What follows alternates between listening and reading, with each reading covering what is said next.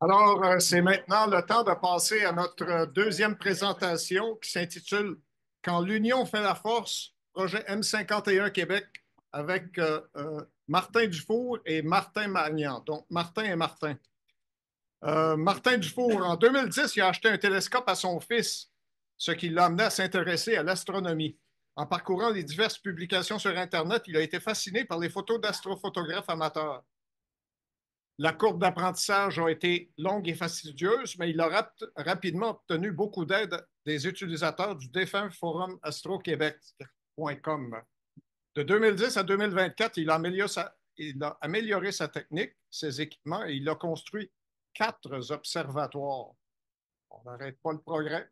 Quant à Martin Magnan, il a pratiqué sporadiquement l'astronomie visuelle en 1988 et 2006 avant de se passionner pour l'astrophotographie à partir de 2007.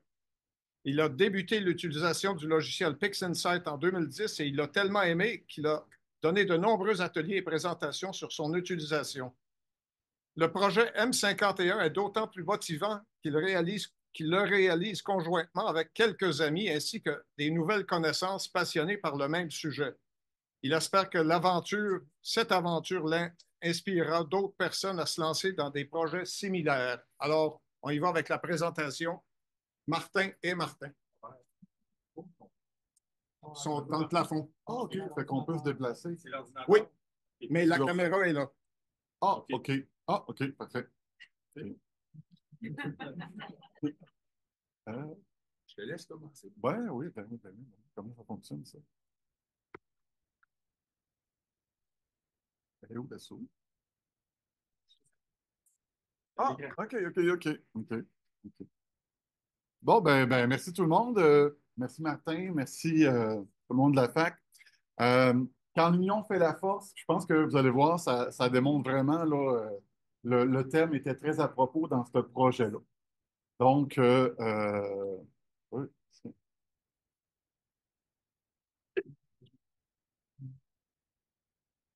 Faire.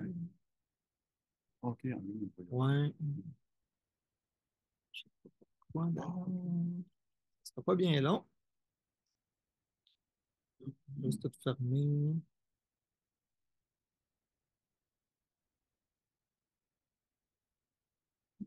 Euh,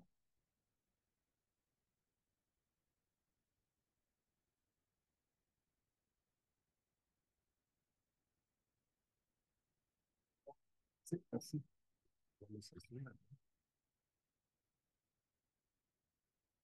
Donc, on commence par se présenter. Mon nom est Martin Dufault. Je suis un modèle 1971 de Saint-Philémon, père de famille. Hier, je me pratiquais avec ma blonde. Elle m'a demandé de rajouter aussi Marie. OK, j'ai la preuve ici. Petite nuance, mais en tout cas, c'était important pour Julie. Passionné par l'astrophotographie. Vous allez voir, ça va justifier aussi la présence de mon ami et collègue Martin. Moi, j'aime photographier le ciel. Je ne me considère pas du tout comme un astronome. Donc, certains petits sujets, vous allez voir, Martin et moi, on va être complémentaires incroyables dans cette présentation-là. Je suis un entrepreneur. Vous avez mon profil Astrobin qui est là pour les curieux. Équipement.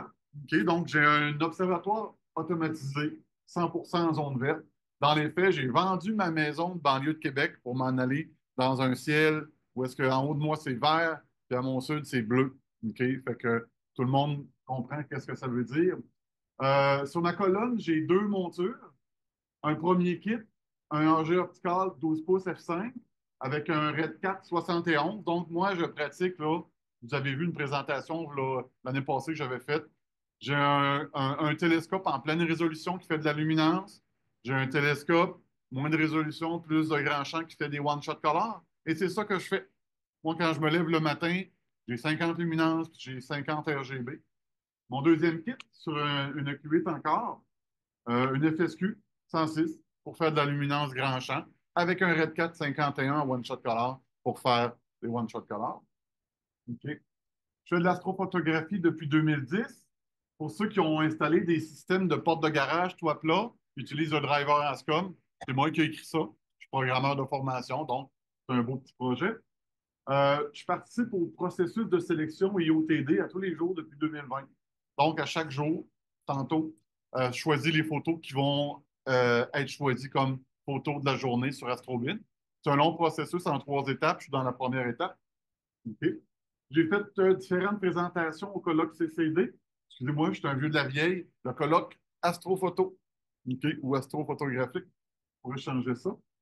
J'ai fait une petite présentation à la CAIC en 2023. Une autre présentation, comment construire ton observatoire en 2020. J'anime à chaque année, sauf cet été, les Perséides au Massif du Sud. Donc, ça, c'est mon petit volet astronome amateur. OK? En mai 2021, pour ceux qui ont vu ma présentation, j'ai gagné à 6,49. Donc, ma photo de M13 a été choisie comme apode. OK? Pour ceux qui veulent savoir pourquoi je dis 6,49, vous irez voir l'archive de la présentation, vous allez comprendre. OK? Finalement, en septembre 2024, le projet M51, on a été choisi Image of the Day. OK? Je vous dirais, c'était planifié. Ceux qui m'ont vu partir le projet. J'avais collé la shot. OK? Je le savais qu'on allait faire quelque chose d'intéressant. Et est arrivé ce que j'avais prédit. On a eu l'image du jour. Et c'était ma présentation. Mon collègue Martin. Je m'appelle Martin Magnan, je suis de Shawinigan, en Mauricie. Je suis ingénieur géologue de formation. Je travaille dans une compagnie de génie conseil où est-ce que je m'occupe d'environnement et des TI. J'ai un observatoire urbain situé à Shawinigan, en zone orange. C'est backyard astronomie, comme on dit en chinois. C'est bien. Dans cet observatoire-là, j'ai l'astrophysique 1200 GTO sur lequel il y a une TEC 140 et une FSQ 106, tous les deux avec une caméra QHY 600. Dans un cas, il y a une short back focus et l'autre, c'est une QHY 600. J'ai passé la migration des CCD au CMOS là, il y a quelques années, puis on ne peut pas regarder trop en arrière, sauf des fois quand on regarde le prix des anciennes caméras CCD, on se dit, ouais, ça serait intéressant à 500$ pour une caméra de 12 000. Faut arrêter en quelque part. Astronome amateur depuis 1986-88, dans ces eaux-là, c'est toujours difficile à définir un peu la première fois qu'on regarde le ciel. Astrophotographie depuis 2007. J'ai acheté à ce moment-là un Helix quelque chose, en tout cas, avec une monture à l'azimut, puis ainsi de suite. Puis je pense que tout le monde passe par là un petit peu. Là. On passe tout à travers un télescope qu'on revend 2 semaines après, parce que finalement, c'est pas ça qu'on veut faire. J'en ai passé, comme Martin et comme plusieurs d'entre nous, là, une panoplie de télescopes pour arriver à ce que j'ai là. J'utilise PixInsight depuis 2010. Il y avait peu de personnes à cette époque-là qui utilisaient PixInsight au Québec. Et dans une des conférences qu'il y avait, j'ai fait une petite démonstration après la conférence à certains qui étaient restés. Puis après ça, ben, ça a déboulé pendant quasiment 10-15 ans. On a fait des présentations à la CAI. Puis des formations, puis Paul a pris la relève à un moment donné parce que Paul, du côté formation, il est vraiment poche au-dessus de moi. Après ça, ben, quelques présentations au colloque Astrophotographie CCD. Et bien évidemment, comme Martin dit, là, ma job de D de projet qu'on va vous présenter aujourd'hui. Voilà, je te laisse continuer. Donc, ce projet-là, il a été réalisé avec qui? Avec une équipe. Hein, si vous vous souvenez, quelque part en février, j'ai créé un post Facebook sur la page d'Astronome amateur du Québec. Il y a des gens qui ont été intéressés. À ce moment-là, j'ai demandé à mon collègue Martin de m'aider dans ce projet-là. Je savais qu'on allait avoir des défis et je ne voulais pas faire ça tout seul. Quand même, on a réuni une belle équipe d'une dizaine de personnes. Donc, Claude Barry, Roger, Éric, Martin Bernier, Guy Moret, Christian Proulx. Christian nous a aidé un petit peu aussi. Il a fourni des frames, mais il a fait aussi des petites vidéos pour montrer aux gens comment livrer les frames, parce qu'on ne voulait pas avoir ça n'importe comment. Edith Tanguay, Alain Dulon. Donc, c'est parfait. C'est tous des gens que je voyais passer les noms. Je n'avais pas vraiment eu le temps de connaître. Donc, je peux vous dire qu'après ce projet-là, il y a des personnes là-dedans qui sont devenues des amis. Et on a passé pas quelques heures ensemble, des dizaines d'heures sur des vidéos team à discuter puis à échanger, à améliorer nos équipements, à se conseiller. Bref, on a découvert des amis dans ce projet-là. OK. Donc, je le disais tantôt, moi, à chaque jour, je me lève le matin après mon café, je m'en vais sur Astrobin, je regarde toutes les nouvelles photos et j'en sélectionne. Qu'est-ce que ça fait? Ça fait que plus que le commun des mortels, je vais voir passer des photos et je vois passer des chefs-d'œuvre. OK? Des fois, ça vient du désert, des endroits, ça vient du Chili. OK? Et le 14 août 2023, j'ai vu passer une M51. OK? Même ce que Hubble nous avait présenté, il y avait des choses là-dedans que je n'avais jamais vues. OK? Je ne sais pas si vous vous souvenez, c'est la M51 que le Deep Sky Collective avait publié cette journée-là sur AstroBin. OK?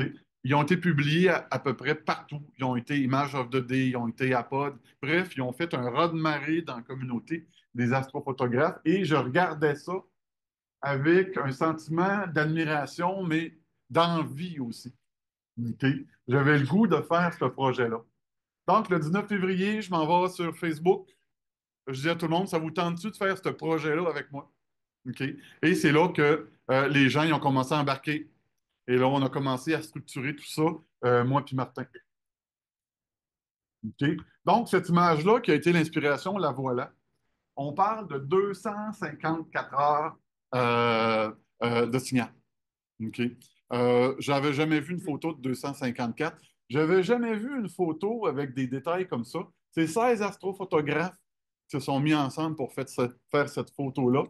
Et si on la regarde, moi, je regarde tout le monde, on regarde ça dans un contexte de grand champ, OK? Mais comme mon collègue ici me montrait dès les débuts, une photo, ça se regarde aussi à 20x ou à 10x. Il faut zoomer un petit peu, OK? Je la trouvais merveilleuse, mais je le savais qu'il y avait 20 astrophotographes. Il y avait des petites choses, moi, qui me tenaient un petit peu, que je voulais adresser dans le projet. Et vous allez voir, ce qui me tenait un petit peu, c'est stacker 20 télescopes ensemble. Ça arrive avec des étoiles un peu à la James Webb. Regardez les arêtes. OK? Des étoiles peut-être un petit peu, je vais les appeler, je ne veux pas rabaisser l'image, elle est merveilleuse, mais un petit peu pâteuse pour mon goût à moi. OK? Et je le savais dans notre projet qu'on allait faire quelque chose. Je ne savais pas si on allait pouvoir compétitionner avec ça, mais j'avais des stratégies pour adresser ça. Je vais vous l'expliquer tantôt. Donc, dans cette image-là en particulier, il y a deux éléments qui ont attiré notre attention. En fait, il y a des nuages d'hydrogène ionisé donc, qui émettent dans l'arrêt de l'hydrogène alpha. Un qui est ici, au nord, là, le nord de l'image est vers le haut. Vous savez, le M51 elle est verticale. Il y a celui-là ici, puis il y en a un autre à l'intérieur qui est peut-être un peu moins visible pour les gens dans la salle, mais il y en a un autre ici qui est juste à côté de l'espèce de zone qui est bleutée ici, là. Donc, un des objectifs de ça, c'était avec le ciel du Québec, est-ce que c'est quelque chose qui est accessible? Parce que on a souvent tendance un peu à penser qu'au Québec, on a des conditions qui sont, entre guillemets, pas très favorables pour l'astrophotographie. Donc, est-ce qu'on était capable, c'est un des défis de reconstituer cette image-là, puis de le faire à partir de l'Observatoire du Québec, ben, c'est d'aller chercher ces éléments-là, de savoir, premièrement, est-ce que ça nous est accessible, puis deuxièmement, qu'est-ce qu'on peut faire après ça avec les résultats. En fait, le suivre. Comment on fait pour changer de slide? Oh, On pèse ça, je sur vais la... trouver ça. Comme ça ici? Ouais, puis OK, super. Donc, ça, c'est l'objectif. Qu'est-ce que c'est M51? Ben, en fait, M51, c'est une galaxie spirale en couple. Donc, il y a deux galaxies qui sont en interaction gravitationnelle. C'est un peu ça qui crée, tu sais, dans la cosmologie, là, beaucoup de choses se passent à l'intérieur des galaxies, mais beaucoup de choses se passent aussi dans les collisions de galaxies, où est-ce qu'il y a des amalgames, des choses qui ne se passent pas normalement, ainsi de suite. Donc, avec ce couple-là de galaxies qui interagissent, qui sont probablement peut-être, en tout cas, la théorie dit qu'ils sont collisionnés peut-être quelques fois, donc qui tournent une autour de l'autre, ben, ça crée ce qu'on voit dans les images, donc ce qu'on appelle le tidal stream, et ainsi de suite, et les ondes H-alpha aussi. Donc, c'est une cible aussi qui est très populaire, notamment en Amérique du Nord. Il y a 10 000 résultats de recherche sur AstroBin, probablement plus que ça. AstroBin nous en donne 10 000. Et l'image qu'on a là à côté, c'est une image que moi j'ai faite en 2011 avec un AT8 ARC, donc un Ritchie chrétien. Puis c'est 3h20 sur un Canon XSI. Donc, c'est juste du RLB, il n'y a pas de luminance là-dedans. je rajouterais ici, moi, là, pour avoir assisté aux premières présentations de Martin Magnan, c'est le genre d'image qu'il nous montrait pendant qu'il nous formait. À l'époque, cette image-là, c'est ça qui me faisait baver. Je ne sais pas si vous vous souvenez, on a évolué beaucoup. Fait que c'est ça qu'on faisait dans le temps. Évidemment, ça a évolué beaucoup. Les techniques ont évolué. Les télescopes, pas tant, parce qu'on n'a pas mal les mêmes télescopes. Les logiciels ont évolué. Notre connaissance aussi a évolué au fil des années. Mais dans le temps, c'était le genre d'image là qu'on regardait, puis on voulait faire ça.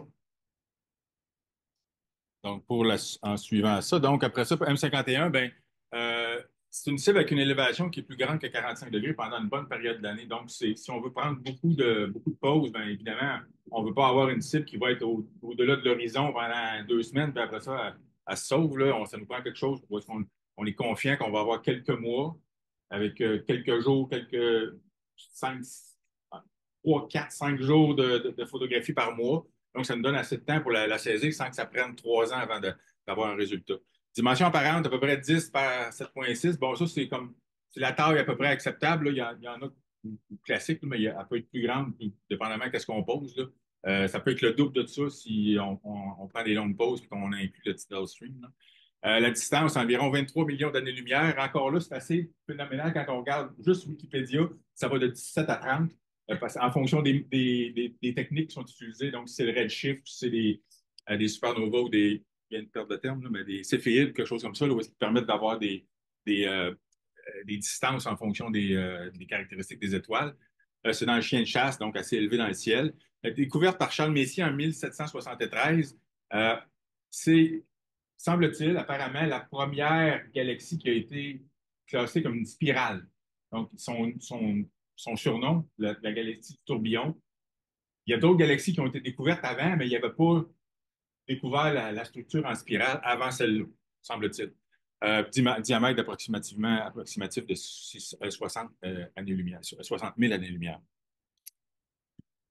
Je laisse Donc, Martin prendre la...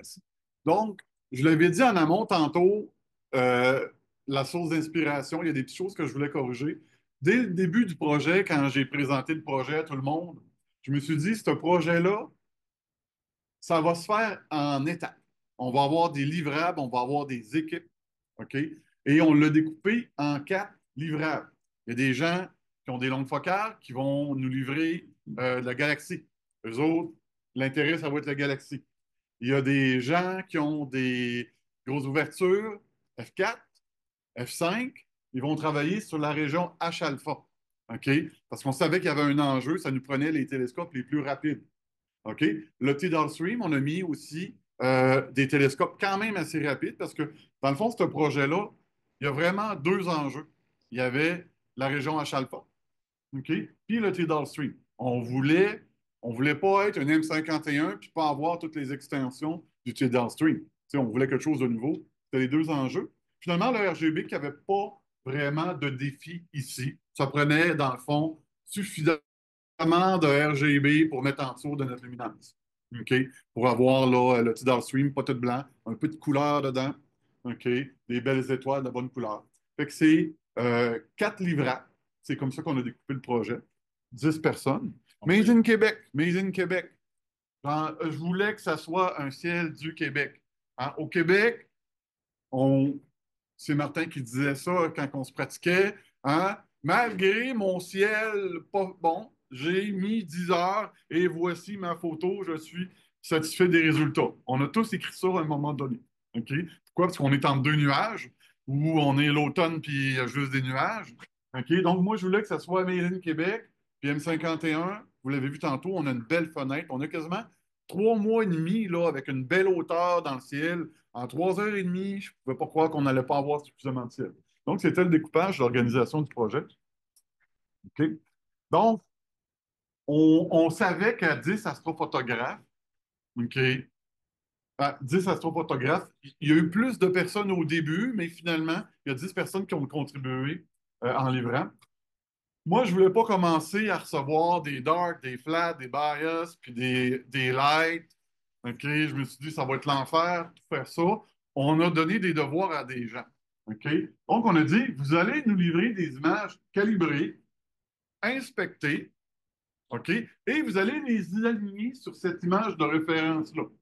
Peu importe votre champ, je veux que ça soit aligné là-dessus.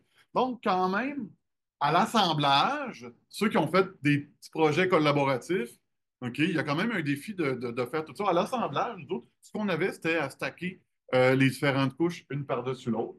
OK? Donc, ça, c'était une luminance que j'avais qui traînait. Fait qu'on s'est aligné là-dessus. OK? Le traitement d'Antix Insight. OK? Ça a été des étapes. Moi, la première chose qui m'intéressait, si vous avez vu, j'envoyais des previews de temps en temps sur la page Facebook. Moi, c'était le Tidal Stream. Parce qu'on a commencé à ramasser du signal, du signal, du signal.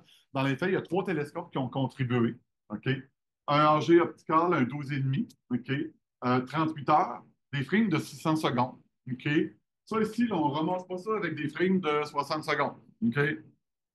60 secondes, c'est l'autre image que Martin nous a montrée en 2011. C'est peut-être des minutes, Martin, je ne le sais pas. Là. Des 300 secondes, probablement. 300 secondes. Avec une caméra OK. Mais des 600 secondes, donc un AG optical, un FSQ et un plane wave 14 pouces. Quand on regarde le AG optical puis le CDK 14 avec nos optiques, on avait un champ similaire, mais regardez quand même la FSQ, on sait tout le monde, hein, on a pas mal plus de champs. Et ça a été quand même un super de bon contributeur quand même, la FSQ, quand tu regardes les frames. Fait que, ici, j'ai pas été sévère. OK? J'ai stacké tout ce qu'on avait. Parce que, dans le fond, on a quand même une zone qui est diffuse. OK? Les algorithmes de réjection font un job incroyable. Puis amusez-vous à compter, là. 228 plus 267 plus 69, on est dans le 500 plus frame.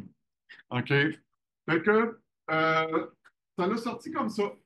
Quand on regarde, on voit des défauts optiques. Regardez, on a une traînée comme ça. Ça vient de la FSQ. C'était pas grave. On ne s'est pas servi de la FSQ pour faire le fond. Ce qu'on voulait, c'était le Tidal Stream. OK? Vous avez une idée aussi à quoi ressemblait la galaxie avec tout ce signal-là. OK? Pâteuse, il n'y a pas de trait de détail. Ça ne nous dérangeait pas à ce niveau-là. OK? Donc, le Tidal Stream. Donc, 94 heures pour ce Tidal Stream-là. À 94 heures, M. Paradis, on a-tu besoin de réduction de bruit, vous pensez? Regardez, il n'y a pas de réduction de bruit encore d'appliquer ici. Ça, c'était juste en luminance. Oui, oui, oui, oui. On est juste en luminance. OK. Fait que je vais vous zoomer ça un petit peu là, avec mes doigts. Là. Non, il n'y a presque pas de bruit là-dedans. Ça augurait bien pour le Tidal Stream. Le fond du ciel. Le fond du ciel, bon, le fond du ciel va nous produire aussi les fines petites galaxies, va nous produire les étoiles. OK? Ici, j'ai fait un choix éditorial. Le fond du ciel allait provenir d'un seul télescope. OK? C'est ce qui fait qu'on va avoir des étoiles, des belles étoiles comme on les aime, en tout cas comme je les aime à la fin. On va les voir tantôt. Donc, je les ai pris du AG optical. Là, ici, souvenez-vous, tantôt, j'ai dit que j'en avais comme 260, 250 de 600 secondes. Là, j'ai pris Subframe Selector. J'ai utilisé cette fonction-là. J'ai grabé les 124 meilleurs. OK? Et ça me fait un fond comme ça. OK? Vous irez zoomer sur Astrobin, vous allez voir, il y a de la population en arrière de ça. OK? Un des défis qu'on a avec l'utilisation de plusieurs télescopes, c'est que même si individuellement, la calibration de chacun des astrophotographes a l'air assez parfaite quand ils regardent ses propres images, quand on fait la combinaison de ça, il faut faire de la normalisation, contrairement à ce que Paul a dit tantôt. Dans un projet individuel, la normalisation elle est importante, mais elle est moins importante. Dans un projet collectif, la normalisation est très importante parce que personne n'est au même niveau. En faisant la normalisation, là, il y a des atrocités. Là, on l'a vu un petit peu dans l'image de luminance globale. Là. Il y a plein d'affaires qui apparaissent partout. Est-ce que c'est vrai, est-ce que c'est pas vrai? C'est difficile d'en juger. C'est pour ça que Martin a choisi un seul télescope, parce qu'avec un seul télescope, on a un bon contrôle sur le vignettage, un bon contrôle sur la calibration. C'est suffisant pour produire un fond du ciel qui est exempt de beignes et de plein de défauts à gauche et à droite. Par contre, c'est le fond du ciel, mais je vous le dis ici, croyez-moi sur parole, le Tidal Stream, il est venu d'autres images d'avant. C'est le fond du ciel d'un télescope, mais c'est le Tidal Stream des 3 télescopes de la couche. OK? Donc, j'avance ma luminance tranquillement, pas vite. Puis pour ajouter un peu à l'histoire d'avoir un fond du ciel de qualité, euh, ça, c'est parce que le candidat fond du ciel. Pour le bénéfice de ceux en ligne, Oui. peux-tu la souris pour pointer? Ah, OK, oui, oui, oui. On ne voit Oui. pas ta main en ligne. Donc, ah oui, OK, oui. OK. Donc, le candidat du fond du ciel, c'était le CDK 14 avec le AG optical. Ils ont à peu près le même champ, OK? Mais on le voit ici, la différence du champ. Regardez ici. Et justement, les flats. Donc, on voyait que dans le fond, on contribuait pas tant que ça à avoir une netteté. On avait quand même 124 frames de 10 minutes. Ça contribuait pas, puis ça rajoutait des défis. Regardez ici le spike qui traverse l'image. Malgré les 124 plus les 60 cucs du CDK, les algorithmes, ils n'éliminaient pas ça. Dans le fond, c'est le résultat qu'on a. On avait une étoile à la James Webb avec des spikes dans tous les sens. Puis on avait une réflexion ici qui venait probablement de cette étoile-là dans le deuxième télescope. En regardant ça, j'ai dit, moi, je vais choisir mes combats. OK? De toute façon, quand on regarde, oups, je pense que j'ai bien fait. On continue. On avance là-dedans. Euh, Ça avance-tu, cette affaire-là? Ouais. OK. Donc, la galaxie, dans le fond, on a 36 heures. OK? On a trois télescopes. Donc, les deux mêmes du fond du ciel, la géopticale, le plane wave. OK? Donc, ces deux-là ont contribué dans toutes les couches. Non, je veux dans le Tidal Stream. OK? Et il s'est rajouté un C14, OK? 45 frames de 360 secondes pour faire la galaxie. Et là, vous voyez la luminance qui avance. Là. Tantôt, la galaxie était très pâteuse. Là, on commence à voir quelque chose. OK? Regardez les fins détails. Et là, ici, c'est facile. Ah, la souris. Oui, excusez-moi. Donc, regardez les fins détails. OK? Il y a des choses incroyables, des petits jets ici, du détail dans la galaxie. Et ici, j'avais deux options. OK? J'aurais pu vous présenter quelque chose d'encore mieux. C'est simple. Blue Exterminator, tu mets ça, même pas dans le tapis, tu appliques ça. Et là, tu dis, wow, James Webb. OK? Non. Ce qu'on a là, c'est du 100% signal naturel. C'est avec les wavelets, des petits outils qu'on a toujours eus en version de base de PixInsight. De toute façon, c'était presque facile. On a 39 heures juste en luminance. Je n'avais pas besoin d'introduire du détail Blue Exterminator. OK? Ceux qui utilisent l'outil, vous savez qu'est-ce que je veux dire. OK? Donc, par contre, si on regarde les trois télescopes contributeurs de la luminance de la galaxie, ici, c'est des single stretch. OK? On a ici le C14, on a le AG optical, et regardez, j'avais pas remarqué ça, moi. J'avais jamais porté attention. Regardez le plane wave. Ils ont fait des choix, ces manufacturiers-là, d'avoir les ailettes de l'autre sens. OK? Mais ça produit quand même quelque chose d'intéressant. Regardez ici. Ça fait un beau résultat. Donc, c'est les trois sets de frames de base là, qui ont servi à produire le cœur de la galaxie. Donc, tout ça s'assemble au fur et à mesure. Le fond du ciel, le Tidal Stream, remplace avec des masques le cœur de la galaxie. OK? Et on avance. Le RGB, OK? Il y a un peu trop de mauve ici, là. Le RGB, c'était facile. Encore là, je l'ai pris d'un seul télescope. J'avais 10 heures de rouge, 10 heures de vert, 10 heures de bleu en 600 secondes. Quand même, c'est le Tidal Stream de ça. Il manque un peu d'extension, mais il était quand même assez intense. Ah, excusez-moi. Ouais. OK. Mauvais réflexe. Désolé pour les gens à la maison. Ça vous apprendra à rester à la maison. L'année prochaine, vous viendrez. Donc, c'est la couche RGB.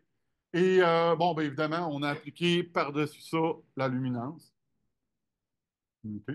Je laisse la parole à mon collègue Martin.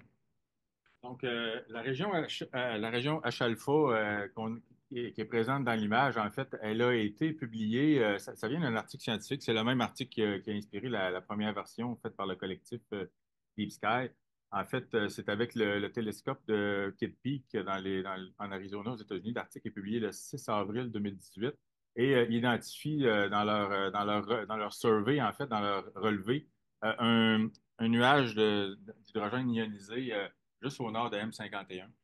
Donc, on a ici là, l'image grand champ ce qui est le fun avec les images scientifiques, c'est qu'il y a pas beaucoup il ne se bordera pas beaucoup avec la calibration des beignets, mais la calibration est quand même là, pareil, là, pour des raisons scientifiques, mais quand il reste des choses comme ça qui n'influencent pas le résultat scientifique, on passe par-dessus ça, alors que nous, on s'arrache les cheveux avec ces beignets-là. Je parle des beignets ici là, qui sont autour des étoiles. Donc, le nuage qui a été identifié ici, et remarquez, là, il y a quand même un prolongement ici dans le bras et vers le tidal stream, puis ça revient ici. Euh, D'où ça vient, ça, ce truc-là? Il y a deux hypothèses qui sont émises. Une dans cet article-là, c'est que c'est effectivement le résultat de la collision entre les deux galaxies qui a éjecté à l'extérieur de probablement M51, qui est une galaxie très active au niveau de la formation des étoiles, et éjecté des quantités incroyables d'hydrogène qui sont encore ionisées et qui produisent encore du rayonnement dans l'arrêt du H-alpha. Et ça, c'est une des hypothèses. L'autre hypothèse, c'est que ça viendrait uniquement de M51 avec des régions très, encore là, très, très actives de formation d'étoiles. Puis ça, en guillemets, là, j'utilise peut-être pas les bons termes scientifiques, mais ça viendrait propulser vers l'extérieur de la galaxie des masses de nuages. C'est pas petit, ça, ce truc-là. C'est pas une nébuleuse conventionnelle là, comme on a à l'intérieur de la galaxie. C'est vraiment monstrueux. Donc voilà pour l'origine de cette image-là. La couche H-alpha, ben, c'est un défi extrême. Euh, ça pose des choix difficiles, vous allez le voir. Qu'est-ce qui a été collecté? C'est environ 106 heures. Je pense qu'il y en a plus que ça dans les faits, mais c'est 106 heures qu'on a analysé. Qu'est-ce qui a été utilisé, en fait? C'est 28 heures provenant de trois télescopes. Et en fait, ces télescopes-là, c'est des télescopes qui ont de 10 à 16 pouces de diamètre avec du F4 à F5 et ça utilise des capteurs récents. C'est vraiment, bon, au début du projet, là, on a dit à tout le monde, ben, regardez, on va s'essayer, là, puis fournissez-nous des images, puis après ça, ben, on prendra les meilleurs pour faire notre image. Donc, on a retenu trois astrophotographes sur sept. Euh, Entre autres, là, ce que Martin dit, là, son âge optical à 12 pouces, il n'y a rien qui sort, on ne voit pas. Donc, je vous montre des exemples. Je ne sais pas si ça va bien sortir dans le fond de la salle, il y a quand même beaucoup de lumière. Mais ici, on a un des collaborateurs qui a été retenu avec le CT16, donc c'est un Newton 16 pouces à F4, et on voit la nébulosité ici, le nuage de H-alpha. Vous allez me dire, en arrière, on ne voit pas, là. Vous regarderez la présentation après ou vous regarderez l'image sur Astrobeam. Ça, c'est super bon. OK? Ensuite de ça, on a un Quattro 10 pouces à F4. Même chose, on voit le nuage. Encore là, excellent signal. Vous avez dit, Martin, excellent, tu y vas fort un peu, mais comparativement à d'autres, c'est excellent. Troisième candidat, le CDK 14 pouces à F4.8. Donc, encore là, euh, on voit. Ça, c'est un stretch extrême dans PixInsight. Là. Il y a un petit icône avec pour nous permettre de. C'est pas juste un auto-stretch, là, c'est un énorme de stretch. C'est ça qu'on voit là. Un exemple ici, mon exemple à moi, mon télescope, la Tech 140 à F5. Si je me force, là, je peux imaginer quelque chose, OK? Mais pas mal moins, OK? Là, si je prends juste mes images de mon H-alpha, dans ça, il y a 50 heures de pause. En fait 49 heures, pardon, 98 frames de 30 minutes, OK? Et là, la caméra n'est pas à gain zéro, là, elle est à gain 60 et quelques, là, pour ceux qui ont des caméras là, comprendront, là, des caméras CMOS. Ça sort, mais à peine. Fait que si j'étais tout seul dans mon projet, je réussirais probablement à faire quelque chose avec cette image-là pour sortir quelque chose qui ressemble à de quoi. OK? Mais, considérant qu'on a d'autres images qui sont meilleures, si j'ajoute ces images-là et celles des astrophotographes qui sont comme ça et peut-être un peu moins, ben, je viens diminuer la force du signal dans l'image finale. Donc, on a fait vraiment un choix déchirant. Il y a des gens, moi, j'ai consacré 2 mois et demi je faisais rien d'autre que du H-alpha à les jours qu'il y avait quelque chose. Et puis ça, dans le milieu de avril, mai, juin, là, c'est comme 6-7 heures. Fait que c'est 15 pauses par nuit quand tout va bien. Donc, Moi, j'avais j'ai 50 quelques frames de 30 minutes, là, 25 d'une minute et 25 de l'autre. Et une demi-heure. Moi, on voit rien. je regardais ça.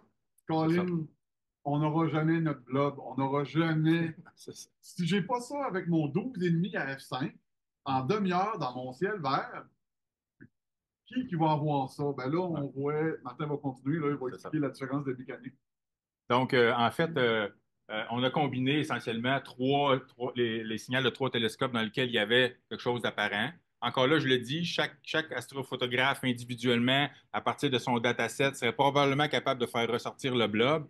Mais comme on voulait combiner pour avoir un bon signal, pour avoir des détails dans cette région-là, ben, on a choisi vraiment les meilleurs et ça provenait de trois télescopes qui sont ici. Donc, c'est des 14, un quattro, puis un 7-16. 7-16, un télescope Newton, là, il y a 3 heures. Lui, à 3 heures, il y a du signal, puis moi, à 50 heures, j'en ai pas. C'est frustrant. OK? C'est vraiment frustrant. Ça donne l'idée d'en acheter un. Ouais, ben oui, mais c'est un télescope. Là, j'essaie de m'approcher de l'image, je vais prendre la souris. Donc, ça, un stretch extrême de la combinaison de ces images-là. Vous voyez, quand je dis que quand on combine des images de plusieurs télescopes ensemble, même si individuellement la calibration a l'air super parfaite, ben, quand on les met ensemble, évidemment, ça donne des choses un peu moins belles. Ce que je veux vous montrer ici, c'est que, ben, évidemment, M51 puis son conjoint ou sa conjointe, là, ici en haut, NGC, je me souviens plus du numéro, sont noyés dans le signal. Évidemment, ben, ça, c'est parce que c'est un stretch extrême avec le tidal stream qui est ici. Et là, on revient chercher le blob qu'on cherchait en haut, mais aussi des trucs qui sont là, qui sont, qui sont probablement pas tout à fait. Il y a comme une boule ici qu'on ne sait pas trop d'où ça sort. Il y a plein d'éléments là-dedans qu'on ne sait pas trop. On veut pas publier ça et dire hey, ça existe, waouh, waouh, waouh, regardez-nous. Non. On sait que ça, c'est vrai, on sait qu'il y a quelque chose de vrai ici. On n'a pas la deuxième languette qui est à côté du signal bleu. Vous vous souvenez, au début de la présentation, je vous ai montré, il y a un rouge là, peut-être que vous ne l'avez pas vu à cause de la réflexion de l'écran. Mais donc, souris. Donc, on ne le voit pas ici. Donc, on s'est dit, ben, ce truc-là, là, on va laisser faire. Je laisse la parole à Martin. Donc, dans le fond, ici, il a fallu faire. Là, ce que je vous dis là, j'aimerais ça que ça reste entre nous. OK? Que ça ne sorte pas d'ici. On a des réputations d'astrophotographes, nous autres, là. OK? On voulait, vous avez vu notre couche à chaque fois, on ne pouvait pas intégrer ça. OK? Donc, on a pris l'article scientifique du début, on a reconnu notre petite zone ici, et oui, j'ai fait un masque local pour l'injecter. OK? Donc, on le voulait, on l'avait. Martin vous vient de vous le montrer. Si tu vrai, si tu pas vrai, le restant, l'article scientifique était fiable. On a été masquer la région. Et j'ai été quand même très, très, très doucement au niveau de l'application de ça. OK? Si le dessin visuellement ressemblait plus tant que ça à l'article scientifique, j'arrêtais l'injection de ça. Donc, on voit ici le résultat. On avait quand même le résultat des 3 télescopes avec un stretch normal. Ça a quand même servi à la base à aller injecter dans notre galaxie les belles petites nuances H-alpha rosées qu'on aime retrouver. Donc, ça venait de là. Mais la contribution était ça. Était le blob. On a appelé ça le blob dès le début. On n'a pas eu ici la petite. Il y a une injection, il y a une éjection plutôt d'un fluide H-alpha qui s'en va là. On ne l'a pas dans le signal. La réalité, ce que j'ai dit dernièrement, je vais revérifier une deuxième fois. OK? Même si j'ai fait 26 versions, je vais aller voir si on ne l'aurait pas. OK? Fait que ça, c'est l'image finale. OK? Évidemment, bon, on avait dans le projet l'intention de l'envoyer pour la pod. On n'a pas eu le bon numéro du tirage cette journée-là. OK? La pod, là, c'est 2 personnes à la NASA qui ouvrent des centaines de courriels probablement par semaine. Fait qu'ils n'ont ouvert combien cette semaine-là? Qu'est-ce qu'on trouvait beau, pas beau? OK? On n'a pas eu cette chance-là. On l'a soumis au processus IOTD. Évidemment, ben moi, je ne pouvais pas la choisir. C'était une photo qui venait de mon compte à moi. Et je la voyais quand même monter. Ça ne pouvait pas être une image of the day sur Astrobin. OK, ça aurait été sacrilège. OK, en tout cas, dans mon point de vue à moi. Bon, quand elle a été prête, on l'a mis sur Astronome Amateur du Québec, Facebook. Écoute, je pense que le Facebook s'est enflammé à ce moment-là. On a eu 1600 personnes qui ont aimé ça, 151 commentaires. Bref, je pense que c'est quelque chose de beau à présenter et tout le monde qui a participé à ce projet-là était fier d'être associé à ce projet-là. OK? Si on zoome un petit peu là-dedans, OK? Donc, ça, c'est l'image non croppée. Sur Astrobin, il y a un petit peu de croppage. Je ne l'ai pas mis au complet. OK? Pourquoi? J'ai fini quand même avec. Excusez-moi. J'ai fini, à un moment donné, là, vous le savez, dans PixInsight, t'avances, t'avances, t'avances. Là, tu dis, Colin, il faut que je retourne en arrière. Là, ça ne te tente pas. OK? J'avais des petits spikes ici, là, qui sont apparus, que j'ai pas retourné en arrière. La finale, je vais les cropper. Ça me dérangeait ces petits spikes rouges-là. Mais vous avez l'ensemble du champ, de l'ensemble de l'œuvre. Si on zoome un peu dedans, OK? Je vous parlais des étoiles tantôt, que je voulais quand même des belles étoiles bien unies, pas trop pâteuses. C'est ce qu'on avait. C'est ce qu'on a réussi à avoir. OK? Puis vous la voyez ici, il y a des choses hyper intéressantes là-dedans. Par rapport à l'image qui nous a inspiré, OK, on n'a pas eu le, le truc H-alpha qui sort ici. Mais par contre, ça ici, je ne sais pas pourquoi, nous autres, on a eu plus de détails dans ces deux petites zones-là, là, avec du beau détail. La galaxie, la voilà. C'est sûr qu'on zoome ici, je ne sais pas à combien X, OK, mais on regarde ça dans son ensemble normalement, là. Bien content du résultat. OK. Et, oups, excusez-moi, je vais être mauvais bord, moi, là. Donc, en conclusion, Je vais faire la conclusion, s'il te plaît, Martin. ben oui. Là, c'est partiel parce que mon ami Martin est toujours bien rapide sa gâchette. Fait qu'il a envoyé la présentation avant que j'aie fini la conclusion. Fait que j'ai quelques petits points à rajouter à ça. J'ai quand même donné une soirée. Ouais, c'est ça. Mais bon, c'est ça. Fait qu'en conclusion, en fait, le projet, ben, c'est un projet collaboratif, c'est toujours intéressant parce que ça nous permet d'interagir avec d'autres astronomes. L'astronomie, là, l'astrophotographie, l'astronomie, c'est un plaisir qui se passe entre les deux oreilles, hein. Tant qu'on n'est pas content de nos deux oreilles. Puis c'est vrai pour tous les passe-temps, là. Peu importe lequel, là, mais ça, c'est particulièrement vrai parce que on peut avoir beaucoup de plaisir avec des équipements modestes, puis on peut pas en avoir pantoute avec des trucs qui valent 3 fois une BMW. OK? Fait que c'est sûr que ça se passe. Fait que quand on se fait des nouveaux amis, ben, il y a un plaisir supplémentaire à échanger avec ces gens-là. Même plaisir qu'on a aujourd'hui à partager et à discuter dans les pauses. Donc, ce que Martin voulait dire par ces deux types de télescopes-là, c'est que vraiment, ces deux types de télescopes qui sont révélés particulièrement performants. J'ajouterais à ça que au niveau du projet comme tel, euh, on est arrivé là avec une certaine planification de Martin qui venait de son background de programmeur avec des livrables, hein. Ceux qui travaillent en informatique, vous comprenez un petit peu le terme livrable, puis disons, les packages de travail séparés, toutes ces choses-là. Ça, c'est son background de programmeur. On ne voit pas ça souvent, fait que ça amène une certaine structure au projet. C'est-à-dire, OK, regardez les amis, vous autres, vous travaillez là-dessus, puis vous autres, travaillez là-dessus, puis à un moment donné, whoop, OK, on ajuste, puis ainsi de suite. Fait que ça, la planification en fonction de la cible et des instruments des membres de l'équipe, c'est assez important. OK?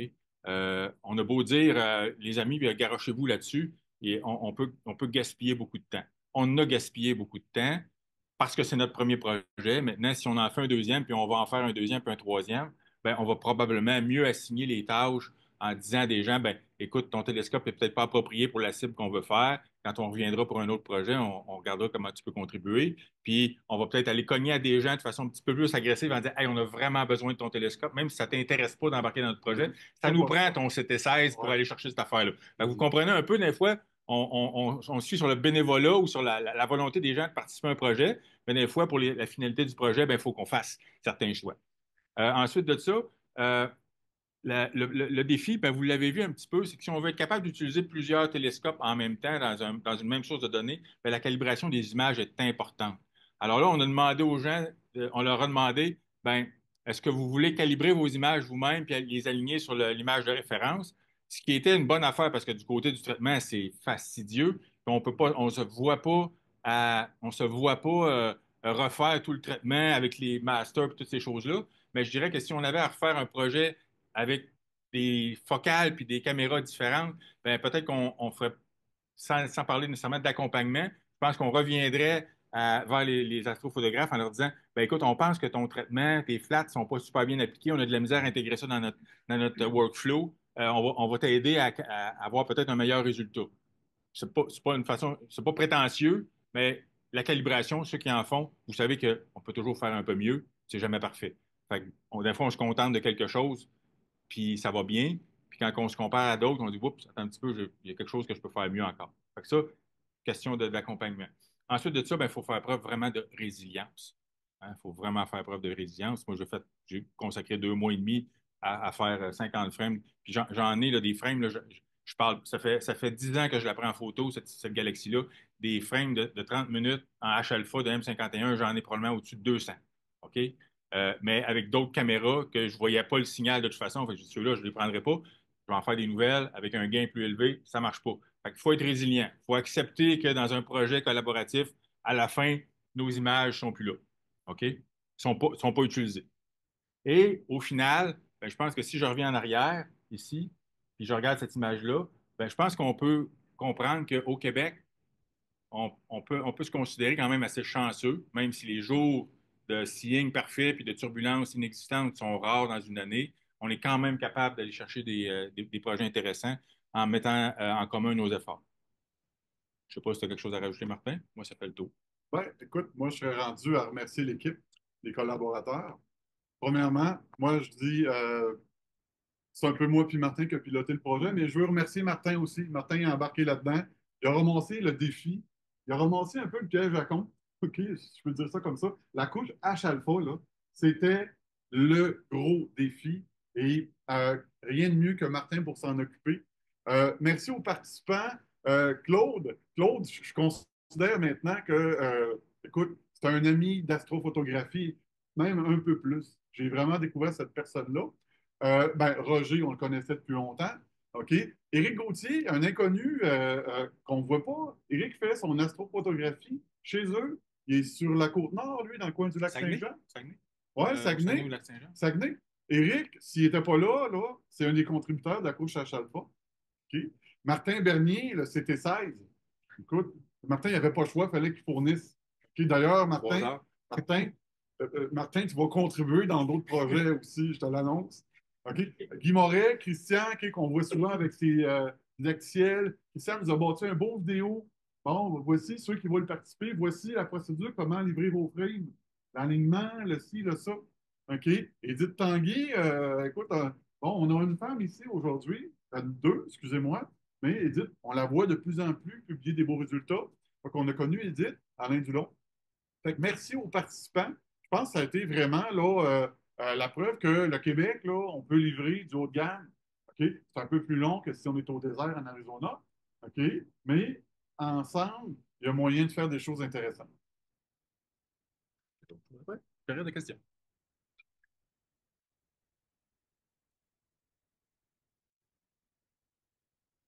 Je peux utiliser mon privilège d'animateur. Avez-vous un autre projet qui est en vue? On parle d'un autre projet, mais la cible n'a pas encore été choisie. Martin voulait regarder quelque chose de circumpolaire. Moi, c'est un petit peu de la merde chez nous, le circumpolaire. J'ai pas un beau nord. Fait que là, j'étais comme, peut-être, au moins quelque chose qui passe au zénith là, pendant quelques mois. Puis évidemment, mon sud, moi, c'est. En fait, j'ai 45 à 45. Moi, j'ai un compte de 45 à 45 un peu partout, sauf au nord, je suis à 55.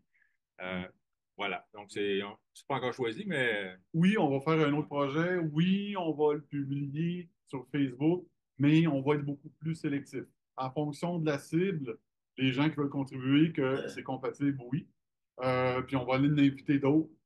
Mais moi, je vous dirais, puis ça a été, quand on dit les choix déchirants, là, il y a des gens qui sont ici, je pense, je me souviens pas si c'est toi, là, il y a des gens qui voulaient contribuer en One Shot Color pour la couche RGB. Au début, j'ai dit oui. À un moment donné, je me suis révisé, j'ai dit non.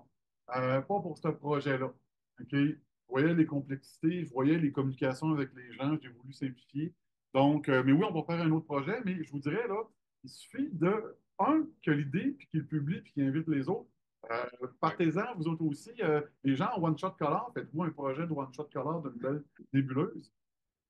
je dirais Ouais. que c'est ça, tu sais, il y a des cibles qui sont peut-être plus accessibles en grand champ. Tu sais. Il y a deux modes, là. La mode de 250 heures. On voit, là, avant ça, on parlait de 15 heures dans un projet, là, puis on se souvient en 2010-2012, là, hey, j'ai 5 heures. Là.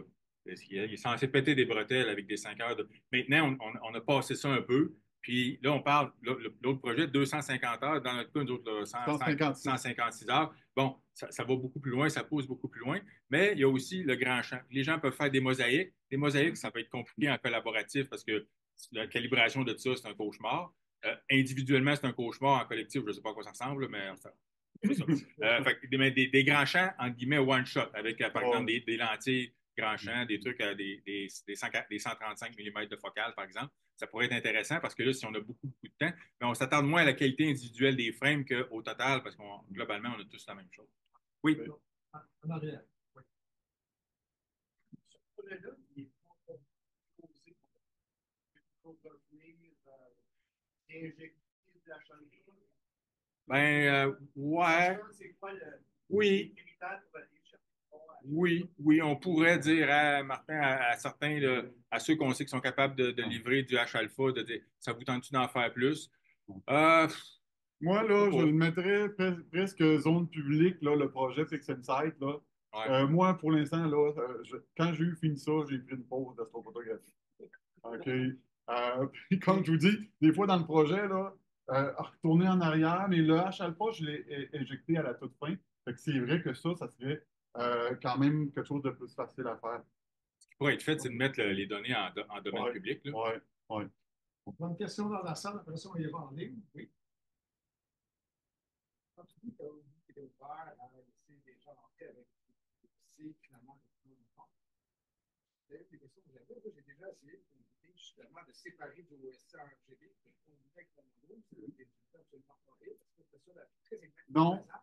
non, puis va voir une présentation que j'ai faite, Colloque CCD l'année passée, où est-ce que je fais, moi, mon kit, là, c'est une lunette grand champ One Shot Color, un télescope haute résolution en luminance. Puis moi, je fais tout le temps combiner RGB, luminance. Ça va super bien, les résultats. Même, j'ai mis au défi là, à la CAIC l'année passée. Regardez les boys, j'ai M33, luminance, puis RGB One Shot Color, puis l'autre, tout en monochrome. Puis personne était capable de voir laquelle était 100% monochrome, laquelle venait. OK?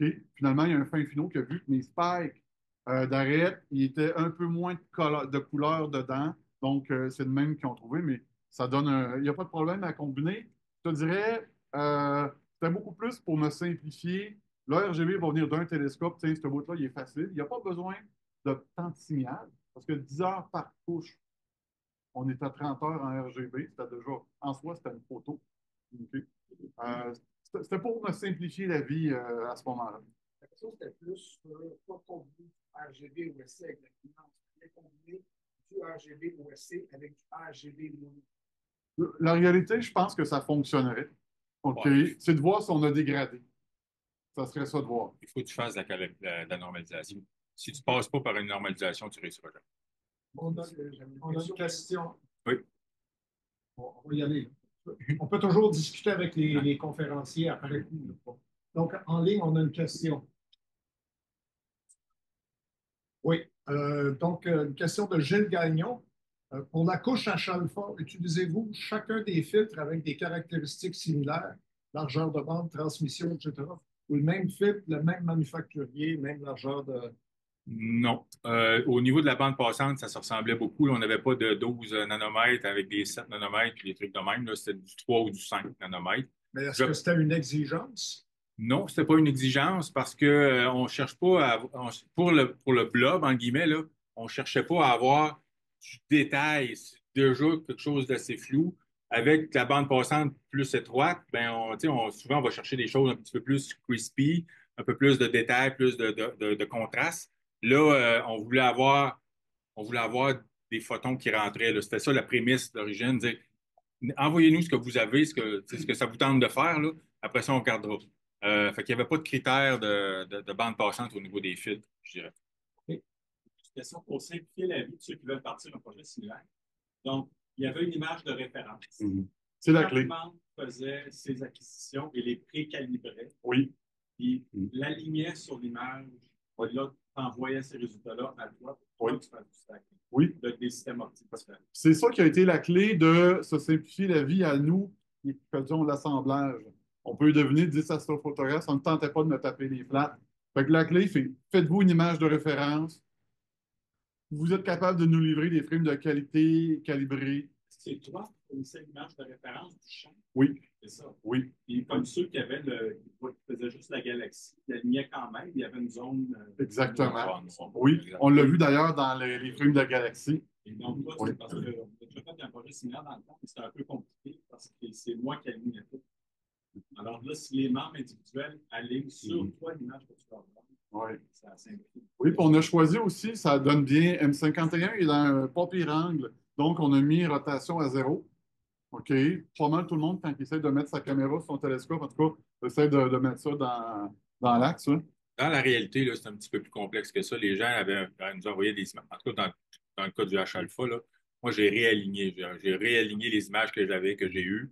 avec un autre algorithme qui est pour avoir plus de précision au niveau des étoiles, et ainsi de suite. Là. C'est des détails superflus, là, mais les images étaient pas mal alignées assez bien. Malgré ça, des fois, il y a des différences parce que les gens ne savent pas. Eux autres, ils vont calibrer par rapport à l'image de référence, mais il peut y avoir des jeux à travers ça. Donc, on recalibrait. Mais l'élément principal, c'est vraiment la normalisation parce qu'il y a quelqu'un qui va nous livrer des 300 secondes qui vont être ici, puis il va y avoir quelqu'un avec des 30 minutes qui va être là. On ne peut pas stacker ces deux sets-là là, ensemble. Il faut que ça soit normalisé. Et là, ça se fait de notre bord, la normalisation. C'est ça. Puis, vous avez vu tantôt, il y a un C14. Si tu essaies d'aligner ça normal dans PixInsight, ça va toujours failer. Donc, tu fais un plate solve dans ton image. Après ça, tu fais un align by coordinate. Tu fais un rough avec la position des étoiles. Après ça, tu fais un vrai align. OK? Fait que c'était peut-être l'enjeu un peu là, pour quand les champs sont très différents. J'ai une question aussi. Quand tu prends la résultante de chacun des astrophotographes, 1, 2, 3, il y en a un qui a 25 heures, il y en a un qui a 12 heures, il y en a un autre qui a 35 heures sur le même sujet. Ça n'amène pas un poids disproportionné. Parce que là, sur les additionnés, on n'additionne pas les masters. C'est les frames individuels qu'on va stacker. C'est pour ça qu'il faut que ce soit normalisé. Vous avez choisi le découpage que vous avez fait sur le timer. Si on voit qu'il y a de la poussière comme ça. Vous avez choisi qu'est-ce qui faisait partie de la zone Donc, la question, c'est comment est-ce que vous avez choisi la région qui vous intéresse particulièrement? Je vous dirais qu'on a assigné. Le C14 fait la galaxie. Okay? Les grands champs fait ça. Le H-alpha, tout le monde qui a un télescope rapide, F5, F4 et moins, avec Tycho C+, fait ça. Ça a été, je te dirais, un découpage basé sur l'expérience. Ça répond-tu à ta question? Non, mais c'est une réponse à l'image. En tout, le Tidal View. Oui. Ouais, donc, tu as une image qui est assez grande chose. Dans le fond, quand on voit ce que vous avez conservé de Tidal View, c'est une région qui est vraiment distincte. Ah, OK. Pourquoi est-ce que j'ai découpé? Tantôt, je vous ai montré des petites étoiles avec des petits spikes rouges, là. J'ai croppé jusqu'à temps que j'en avais plus. Ça a donné que j'avais ce problème-là en périphérie. Ça a été ça, le choix du champ. Et aussi, je vous dirais stratégiquement, ce que j'ai remarqué sur Astrobin, quand tu as un gros champ, là, tu ne vois pas de détails. On dirait que tu vois les photos moins remontées dans la sélection. Quand tu as une belle résolution et que tu vois en détail, il y avait un peu de stratégie de montrer du détail tout de suite.